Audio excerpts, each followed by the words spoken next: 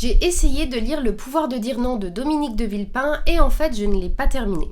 Alors peut-être qu'il est bien par la suite, mais je vais pouvoir vous parler que des 100 premières pages. C'est ma règle, si le livre ne décolle pas à un tiers, je laisse tomber. Dans son essai, Dominique de Villepin donne son avis sur la situation actuelle, d'abord dans une partie consacrée à la géopolitique intitulée Résister aux empires, puis il parle de la France dans la partie Restaurer la République, partie que je n'ai pas lue.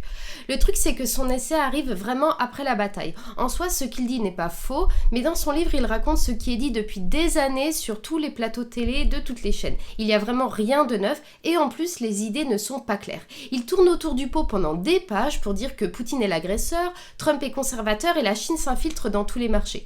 À chaque nouvelle idée, il écrit en 4 pages ce qui peut se résumer en 3 lignes et à nouveau des informations répétées à longueur de temps sur tous les plateaux.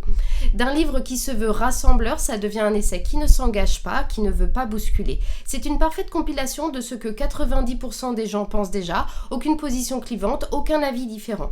Je n'ai pas l'habitude de faire des chroniques si négatives, mais là l'essai n'est pas réussi. Je ne critique en rien le fond, l'homme ou ses idées, mais la forme est vraiment soporifique.